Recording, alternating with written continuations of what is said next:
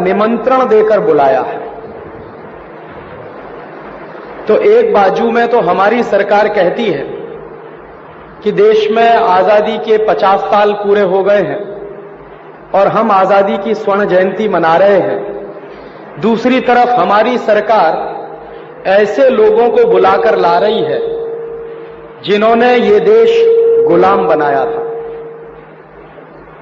जिन अंग्रेजों ने इस देश पर 250 साल राज किया, जिन अंग्रेजों ने इस देश की पूरी अर्थव्यवस्था को बर्बाद कर दिया, जिन अंग्रेजों ने भारतीय खेती को बर्बाद कर दिया, भारतीय कृषि को बर्बाद किया, जिन अंग्रेजों ने भारतीय संस्कृति, भारतीय शिक्षण पद्धति को बर्बाद किया, जिन अंग्रेजों के कारण हमारे देश की न्याय पद्धति का नाश हो गया और जिन अंग्रेजों के कारण हमारे देश की कई पीढ़ियां गुलामी के दौर में अपने आप को जिंदा रखकर बढ़ा पाई आगे, ऐसे अंग्रेजों के प्रतिनिधि ब्रिटेन की रानी को हिंदुस्तान में बुलाना मुझे बहुत अखर रहा है। मेरे जैसे नौजवान को यह समझ में नहीं आ रहा है कि ब्रिटेन की रानी आई क्यों है। पिछले 50 साल में ब्रिटेन ने और ब्रिटेन की सरकार ने ऐसा कुछ नहीं किया जिससे यह सिद्ध होता हो कि ब्रिटेन की सरकार पश्चाताप करना चाहती है। और अगर वो पश्चाताप ही करना चाहते थे तो हिंदुस्तान से वो सारी व्यवस्थाओं को वापस ले जाते जो उन्होंने हिंदुस्तान में डालकर छोड़ी। लेकिन ऐसा तो हुआ नहीं है और पिछले 50 साल में ब्रिटेन ने ऐसा कोई सबूत भी पेश नहीं किया है कि वो हिंदुस्तान के प्रति कोई दया भाव रखते हैं, कोई सद्भावना रखते हैं। तो ऐसे समय में जब इस देश की आजादी की स्वर्ण जयंती मनाई जा रही हो, इस देश में गुलामी के दिनों की याद दिलाने के लिए ब्रिटेन की महारानी को बुलाना मैं हिंदुस्तान के शहीदों का अपमान मानता हूं। हिंदुस्तान के जिन लाखों करोड़ों शहीदों ने ब्रिटेन की आताताई व्यवस्था को, ब्रिटेन की साम्राज्य व्यवस्था को हिंदुस्तान से उखाड़ फेंकने में अपने प्राणों का बलिदान किया हो, अपनी कुर्बानियां दी हो, लाखों नौजवान अंग्रेजों की गोलियों के शिकार हुए हो, हजारों लोगों को काले पानी की सजा मिली हो और हजारों लाखों लोगों को अंग्रेजों ने फांसी के फंदे पर लटकाया हो, ऐसे हिंदुस्तान में उन अंग्रेजों का स्वागत करना मुझे बहुत अपमानजनक लग रहा है। पिछले 5-6 दिनों से भारत सरकार जश्न मना रही है महारानी के हिंदुस्तान में आगमन का और इस देश का पग पग पर अपमान किया जा रहा है रानी के आने से। ब्रिटेन की रानी जो हिंदुस्तान में आई है, आप में से शायद बहुत कम लोग जानते होंगे इस बात को कि ब्रिटेन की रानी जो इस देश में आई है उसको पासपोर्ट और वीजा की जरूरत नहीं है हिंदुस्तान में आने के लिए। बिना पासपोर्ट के और बिना वीजा के रानी को हिंदुस्तान में बुलाया गया है। दुनिया के किसी भी देश में आप जाइए, आपको पासपोर्ट अगर नहीं है आपके पास तो आप घुस नहीं सकते उस देश में। दुनिया के किसी भी देश में जाइए, अगर आपके पास वीजा नहीं है तो आपको एयरपोर्ट से ही वापस दूसरी फ्लाइट में भेज दिया जाएगा। दुनिया के किसी भी देश में यह प्रोटोकॉल नहीं है कि बिना पासपोर्ट और बिना वीजा के कोई आदमी एक देश से दूसरे देश में जा सके। ऐसा कहीं नहीं होता। ब्रिटेन की रानी को अगर अमेरिका में जाना पड़े तो अमेरिका में बाकायदा पासपोर्ट लेना पड़ता है, वीजा भी लेना पड़ता है, तब ब्रिटेन की रानी अमेरिका जा सकती है। अगर ब्रिटेन की रानी को जर्मनी जाना पड़े, फ्रांस जाना पड़े, तो फ्रांस की सरकारें बिना वीजा और पासपोर्ट के ब्रिटेन के किसी भी राजा या रानी को अपने देश में घुसने की परमिशन नहीं देते। वो लोग क्या मानते हैं कि ये हमारे देश के राष्ट्रीय सम्मान का प्रश्न है। इसलिए कभी भी ब्रिटेन की रानी अगर फ्रांस जाए, अमेरिका जाए या किसी भी ऐसे देश में जाए तो वहां पर उनको पासपोर्ट लेना ही पड़ता है, वीजा लेना ही पड़ता है। लेकिन हिंदुस्तान में रानी आई है बिना पासपोर्ट और वीजा के। क्यों? ऐसा क्यों है? एक तरफ तो हम ये कहते हैं कि ब्रिटेन का साम्राज्य खत्म हो गया है, ब्रिटेन का राज्य खत्म हो गया है। पहले कभी ब्रिटेन की महारानी हमारी महारानी होती थी, अब तो हमारी महारानी वो नहीं है, क्योंकि अब तो अंग्रेजों का राज्य नहीं है इस देश में, अब तो अंग्रेजों का शासन नहीं है, अब तो अंग्रेजों की व्यवस्था नहीं चलती। तो जब यह देश गुलाम था अंग्रेजों का, उस जमाने में रानी अगर बिना पासपोर्ट और वीजा के आती थी तो समझ में आता था, क्योंकि वो अपने ही एक दूसरे देश में जाती थी। इंग्लैंड के लोग हिंदुस्तान को अपना एक उपनिवेश मानते थे, अपनी एक कॉलोनी मानते थे। तो चूंकि हमारा देश अंग्रेजों की एक कॉलोनी था और अंग्रेजों का एक उपनिवेश था, तो अंग्रेजों के किसी भी राजा को, अंग्रेजों के किसी भी अधिकारी को हिंदुस्तान में आने के लिए पासपोर्ट नहीं लेना पड़ता था, वीजा नहीं लेना पड़ता। तो ये बात अगर 1947 के पहले की होती तो मेरे जैसे आदमी को समझ में आने वाली बात थी। लेकिन आज तो अंग्रेजों के उपनिवेश हम नहीं हैं, ऐसा ही कहा जाता है ना। आज तो हम आजाद हैं, यही कहा जाता है ना। 15 अगस्त 1947 में यह देश अंग्रेजों की गुलामी से आजाद हो गया है, यही बताया जाता है हमको। तो अगर आज हम अंग्रेजों के उपनिवेश नहीं हैं, आज हम उनके साम्राज्य के हिस्से नहीं हैं, तो ब्रिटेन की रानी को पासपोर्ट और वीजा के साथ ही इस देश में आने की अनुमति मिलनी चाहिए थी, लेकिन ऐसा तो नहीं हुआ। तो ये दो बातें हैं, या तो हम ब्रिटेन के उपनिवेश हैं आज भी, तभी रानी बिना पासपोर्ट और वीजा के आ सकती है, और या हम ब्रिटेन के उपनिवेश अगर नहीं हैं तो रानी को पासपोर्ट और वीजा लेना चाहिए था। कभी भी दो सत्य एक साथ नहीं चलते। या तो यह सच है कि हिंदुस्तान आज भी ब्रिटेन का उपनिवेश है, तब तो रानी का बिना पासपोर्ट और वीजा के हमारे देश में आना समझ में आता है। और या फिर यह सच है कि हिंदुस्तान ब्रिटेन का अब गुलाम नहीं है, इसलिए रानी को पासपोर्ट और वीजा के साथ ही आना चाहिए। लेकिन घटना तो यह घटित हुई है कि रानी को पासपोर्ट और वीजा की जरूरत नहीं है, यह बात हिंदुस्तान की सरकार ने कही है।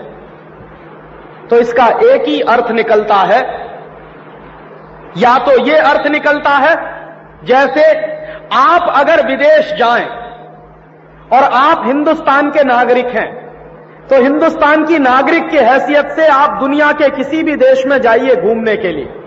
जब आप वापस अपने देश में आएंगे तो कोई आपसे पासपोर्ट नहीं पूछेगा, कोई वीजा नहीं पूछेगा। क्यों नहीं पूछेगा? दिल्ली के एयरपोर्ट पर या बंबई के हवाई अड्डे पर जब आप उतरते हैं, किसी भी दूसरे देश की यात्रा करके आप जब लौटते हैं, तो आपसे पासपोर्ट नहीं देखा जाता, आपसे वीजा के बारे में नहीं पूछा जाता। क्यों? क्योंकि आप इस देश के नागरिक हैं। और अगर आप भारत के नागरिक हैं तो अपने ही देश में आने के लिए आपको पासपोर्ट की जरूरत नहीं है, वीजा की जरूरत नहीं है। अगर आप भारत के किसी भी गांव में जाना चाहें, भारत के किसी भी प्रदेश में जाना चाहें, तो आपको पासपोर्ट की जरूरत नहीं है, वीजा की जरूरत नहीं है। तो ब्रिटेन की रानी अगर हिंदुस्तान में आई है तो या तो यह माना जाना चाहिए कि वो या तो हिंदुस्तान की नागरिक है, क्योंकि हिंदुस्तान के नागरिक को अपने देश में आने के लिए पासपोर्ट और वीजा की जरूरत नहीं है, या आज भी हिंदुस्तान ब्रिटेन का उपनिवेश है, इसलिए रानी को पासपोर्ट और वीजा की जरूरत नहीं है। इन दोनों में से कोई एक बात सत्य है। लेकिन यह सत्य बात हिंदुस्तान के बड़े बड़े नेताओं के दिमाग में आ नहीं रही है, जो रानी के स्वागत में लगे हुए हैं। और हिंदुस्तान के जितने बड़े अखबार हैं, उनमें से किसी भी अखबार में यह बात नहीं छपी है कि रानी को बिना पासपोर्ट और बिना वीजा के हिंदुस्तान में घुसने की अनुमति क्यों मिली और किसने दी। इससे दो ही बातें सिद्ध होती, या तो रानी हिंदुस्तान की नागरिक है और या हिंदुस्तान ब्रिटेन का उपनिवेश है। और अगर ये दोनों बातें सत्य हैं तो ये 15 अगस्त 1947 को हमारी आजादी की बात क्यों कही जाती है फिर? तो वो झूठ है इसका मतलब कि 15 अगस्त 1947 को हम आजाद ही नहीं हुए, क्योंकि अगर 15 अगस्त 1947 को हम आजाद हो गए होते तो आज हिंदुस्तान ब्रिटेन का उपनिवेश नहीं होता, और अगर हिंदुस्तान ब्रिटेन का उपनिवेश नहीं होता तो रानी को हिंदुस्तान में आने के लिए पासपोर्ट लेना पड़ता, वीजा लेना पड़ता। और इसलिए मैं बहुत दुखी हूं। आपके देश का राष्ट्रपति जब किसी दूसरे देश की यात्रा पर जाता है तो उस देश के प्रोटोकॉल के हिसाब से काम करना पड़ता है। और आपको मैं एक जानकारी दे दूं, आपके देश का राष्ट्रपति अगर अमेरिका की यात्रा पर जाए, आपके देश का प्रधानमंत्री अगर अमेरिका की यात्रा पर जाए, तो आपके राष्ट्रपति के जो अंगरक्षक होते हैं और आपके प्रधानमंत्री के जो अंगरक्षक होते हैं उनसे हथियार रखवा लिए जाते हैं एयरपोर्ट पर, और अंगरक्षकों को राष्ट्रपति के साथ चलने नहीं दिया जाता। अगर हमारे देश का राष्ट्रपति किसी दूसरे देश में जाए तो राष्ट्रपति के साथ जो फौज जाएगी, जो उनके अंगरक्षक जाएंगे, उनके हथियार वहां एयरपोर्ट पर रखवा लिए जाते हैं और उनको बिना हथियार अपने राष्ट्रपति के साथ जाने की अनुमति मिलती है। कई बार तो अंगरक्षकों को एयरपोर्ट पर रोक दिया जाता है और जाने भी नहीं देते। लेकिन ब्रिटेन की महारानी तो अपने साथ पूरे के पूरे अंगरक्षकों को लेकर आई है, उसको तो रोका नहीं गया इस देश में, उसके अंगरक्षकों को तो इस देश में आने की खुली छूट मिली है। बल्कि हिंदुस्तान के सिपाही रानी की रक्षा नहीं कर सकते, इसलिए ब्रिटेन की सरकार कहती है कि हमने अपने अंगरक्षक भेजे हैं। और जिसने भी टेलीविजन देखा हो या अखबारों में पढ़ा हो, समाचार देखे हो, पढ़े हो या फोटोग्राफ देखे हो, उसमें बहुत स्पष्ट है कि रानी की रक्षा के लिए जितने अंगरक्षक आए हैं वो सब के सब ब्रिटेन से बुलाए गए। जबकि आपका राष्ट्रपति अगर जाए उनके देश में तो उसको अपने अंगरक्षक ले जाने की परमिशन नहीं है। क्यों? ये दूसरी बात भी यही सिद्ध करती है कि आपके देश की राजनीतिक गुलामी अभी भी बरकरार है। और तीसरी, उससे भी ज्यादा अपमान की बात है जो मेरे कलेजों को इस समय आग की तरह से चुभा रही है। वो अपमान क्या हुआ है? हिंदुस्तान की सरकार ने रानी के सम्मान में दिल्ली में एक कार्यक्रम आयोजित किया, और दिल्ली में सरकार का एक म्यूजियम है जिसका नाम है नेशनल म्यूजियम, राष्ट्रीय संग्रहालय, उसने वो कार्यक्रम आयोजित किया। और उस कार्यक्रम के आयोजन के लिए जो निमंत्रण पत्र बांटे गए, उन निमंत्रण पत्रों में राष्ट्रपति का नाम नीचे है, रानी का नाम ऊपर है। क्यों?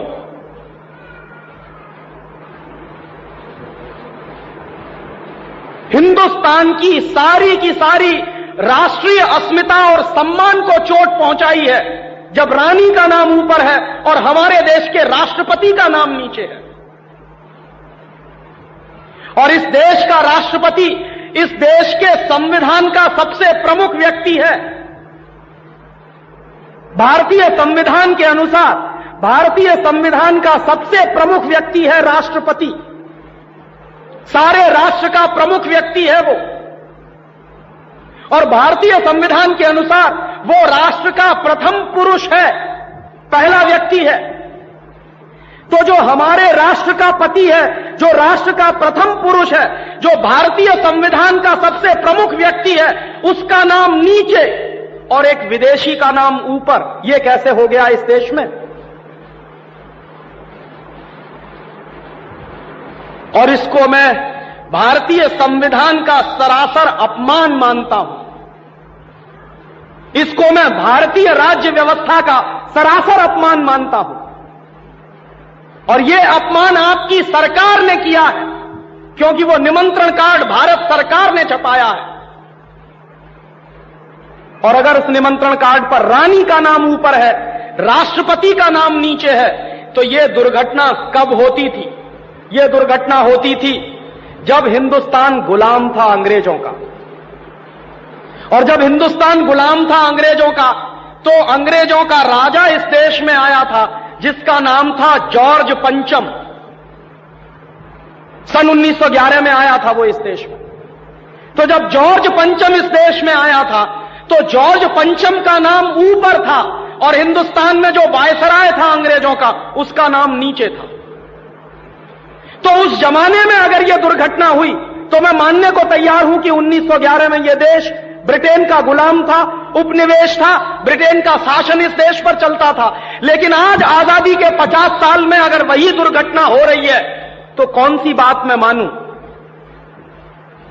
या तो यह देश ब्रिटेन का उपनिवेश है, तभी यह संभव हो सकता है कि ब्रिटेन की महारानी का नाम ऊपर हो और हिंदुस्तान के राष्ट्रपति का नाम नीचे हो, क्योंकि इंग्लैंड में और ब्रिटेन में यह परंपरा है।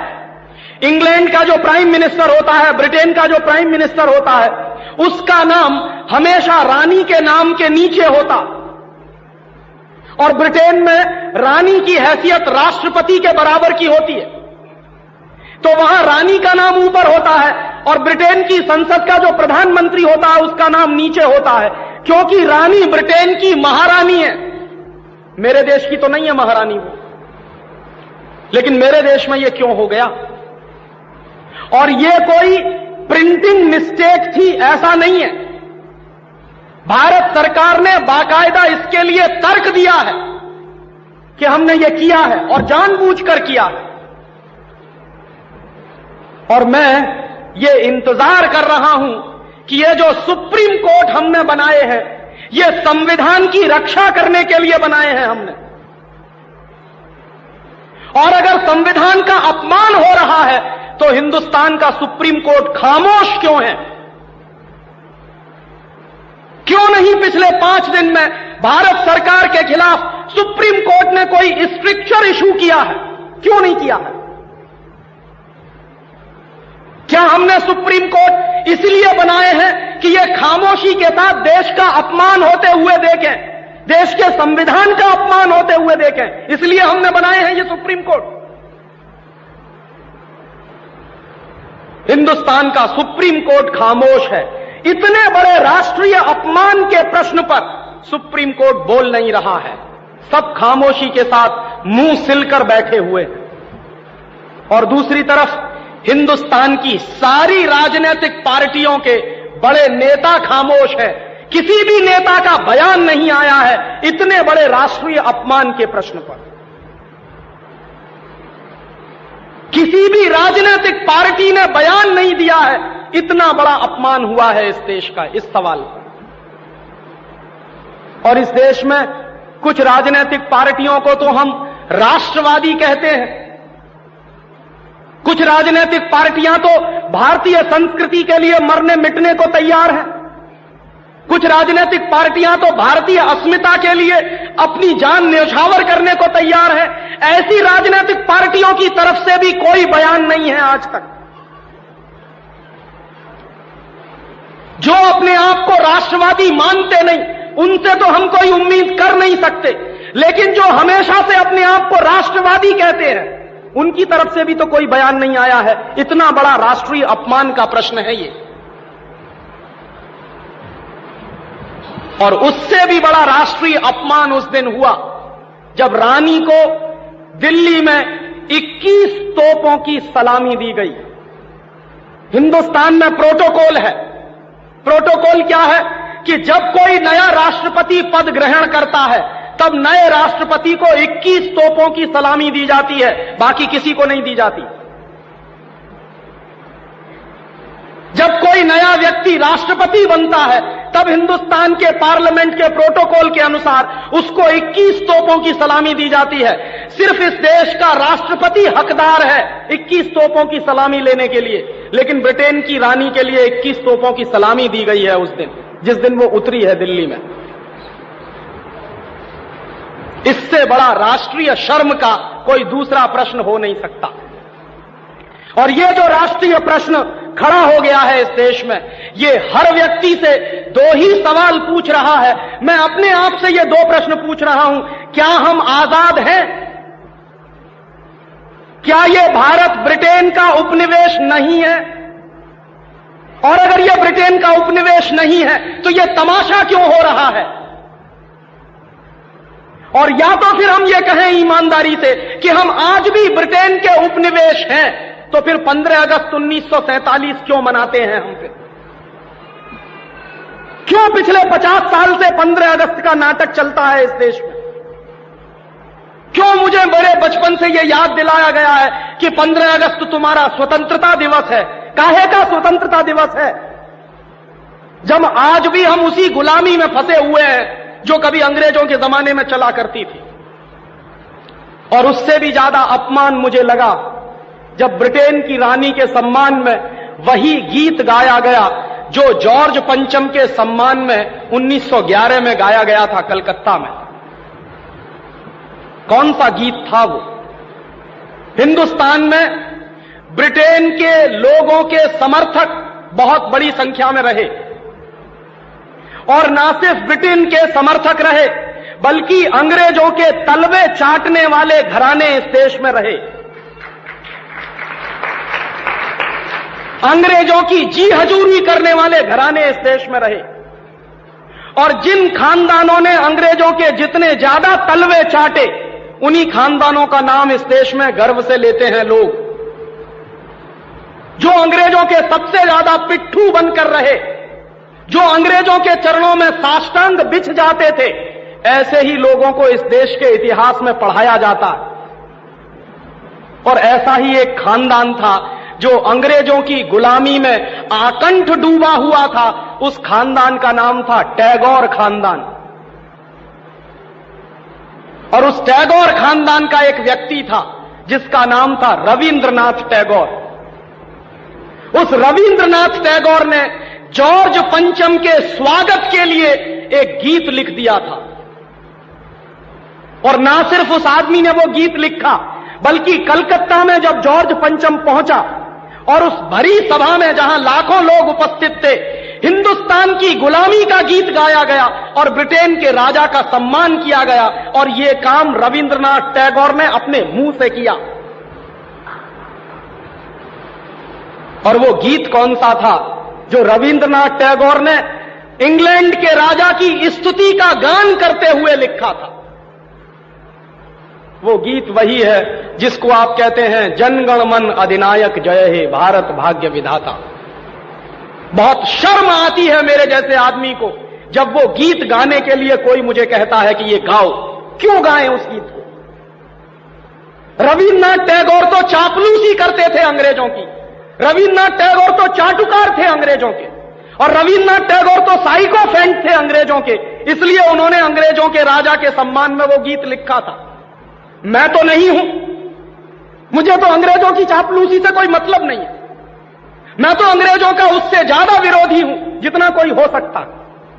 लेकिन मेरे आजाद देश में उस गीत को बार बार गवाया जाए, यह मेरा राष्ट्रीय अपमान का प्रश्न है। और जिस गीत को अंग्रेजों के राजा जॉर्ज पंचम के स्वागत में गाया था रविन्द्रनाथ टैगोर ने, वही गीत 5 दिन पहले दिल्ली के एयरपोर्ट पर गाया गया महारानी के सम्मान में। आपने कभी ध्यान दिया है उस गीत के शब्द क्या हैं और उन शब्दों का मतलब क्या है? जनगण मन अधिनायक जय हे, हिंदुस्तान की जनता के मनों के अधिनायक तुम्हारी जय हो, ये मतलब है। जनगण मन अधिनायक जय है माने जॉर्ज पंचम तुम हिंदुस्तान की जनता के मनों के, जनता के गणों के अधिनायक हो, सुपर बॉस हो, इसलिए तुम्हारी जय हो। ये रविन्द्रनाथ टैगोर गा रहे हैं। भला इससे ज्यादा चाटुकारिता का दूसरा कोई प्रमाण मिल सकता? इससे ज्यादा साइकोफेंसी का दूसरा कोई प्रमाण आपको मिल सकता? और दूसरी लाइन है जनगण मन अधिनायक जय है, भारत भाग्य विधाता, माने तुम भारत के भाग्य विधाता हो, माने हमारा भाग्य तुम लिख रहे हो। यह तो कोई भगवान से भी नहीं कहता है। लेकिन रविन्द्रनाथ टैगोर ने तो हिंदुस्तान के साम्राज्यवादी राजा का प्रतीक जो जॉर्ज पंचम था, उसको भगवान से भी ऊपर रख दिया था कि तुम तो भारत के भाग्य विधाता हो। पंजाब सिंध गुजरात मराठा, द्राविड़ उत्कल बंग, विंध्य हिमाचल यमुना जंगा, उच्छल जलधि तिरंग, तब शुभ नामे जागे, तब शुभ आशीष मांगे। माने पंजाब, सिंध, गुजरात, मराठा, द्राविड़, उत्कल, बंग, ये सारा हिंदुस्तानी इलाका तुम्हारे लिए आशीष मांग रहा है, तब शुभ आशीष मांगे। तुम्हारी भलाई की प्रार्थना कर रहा है। ये पूरा हिंदुस्तान जो अंग्रेजों की गुलामी में सिसक रहा था, उसको रविन्द्रनाथ टैगोर लिख रहे हैं कि ये सारा का सारा हिंदुस्तान तुम्हारे लिए आशीष मांग रहा है, तब शुभ आशीष मांगे। और वो सारी की सारी आशीष हम तुमको दे रहे हैं अपनी तरफ से। और अंत में जनगण मंगलदायक जय है भारत भाग्य विधाता, वही भारत के भाग्य विधाता तुम्हारा मंगल हो, तुम्हारा कल्याण हो। माने जो हमको गुलाम बनाने के लिए आए हैं, उनकी चाटुकारिता में कोई आदमी कितना बिच सकता है, इसका ये निकृष्ट नमूना है। और अंत में वो कह रहे हैं कि जय है जय है जय है, माने तुम्हारी ही जय है, तुम्हारी ही जय है, तुम्हारी ही जय है। ऐसा गुलामी का प्रतीक गीत ये गुलामी के दिनों में गाया गया एक ऐसे हिंदुस्तानी की तरफ से जिसको शायद आप बड़े श्रद्धा की नजर से देखते हैं। और ये गीत जब गा दिया था उन्होंने और चरणों में बिछ गए थे रविन्द्रनाथ टैगोर, तब अंग्रेजों ने उनको नोबेल प्राइज दिलवा दिया था पुरस्कार के रूप में। रविन्द्रनाथ टैगोर को ऐसे ही नोबेल प्राइज नहीं मिला था। अंग्रेजों ने कुछ नियम बनाए थे, कुछ परंपराएं बनाई थी। और अंग्रेजों के नियम क्या थे? जो अंग्रेजों की जितनी ज्यादा चाटुकारिता करे, जो अंग्रेजों के जितने ज्यादा पैर चाटे, उसी को अंग्रेजी सरकार राय बहादुर का खिताब देती थी। उसी को अंग्रेजी सरकार हिंदुस्तान में और इंग्लैंड में नाइटहुड की पदवियां दिया करती थी। ऐसे ही लोगों को अंग्रेजों की तरफ से इनाम मिलते थे, क्योंकि वो अंग्रेजों के चरण चाटते थे और हिंदुस्तान को गालियां देते थे। और ऐसे चरण चाटू लोग आपने नाम सुना है। हिंदुस्तान के राजाओं के दरबार में कुछ चारण और भाट हुआ करते थे। वो चारण और भाट क्या करते थे? राजा चाहे जितना गंदा हो, चाहे जितना बदमाश हो, चाहे जितना लफंगा हो, लुच्चा हो, वो चारण और भाट हमेशा राजा की प्रशंसा ही करते थे। बदले में राजा उनको कुछ इनाम बांटता था। ऐसे चारण भाटों का खानदान है ये टैगोर खानदान, जिन्होंने ये गीत लिखा है। और मेरा अंदर से रोम रोम कांप जाता है जब कोई मुझे कहता है कि राजीव भाई जनगण मन गाइए। क्यों गाएं? हिंदुस्तान का गीत नहीं है जनगण मन अधिनायक जय। हिंदुस्तान का गीत तो वंदे मातरम रहा है।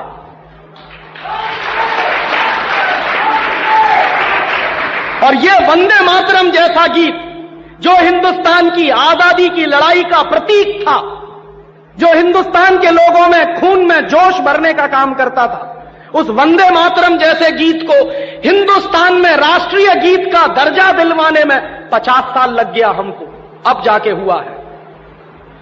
लेकिन जो गुलामी के जमाने का गीत था जनगण मन अधिनायक जय है, वो आजादी के तुरंत बाद हिंदुस्तान के उन गुलाम लोगों ने, जो शरीर से आजाद होंगे लेकिन दिमाग से गुलाम होंगे, हिंदुस्तान का राष्ट्रीय गीत बनाया था उन्होंने।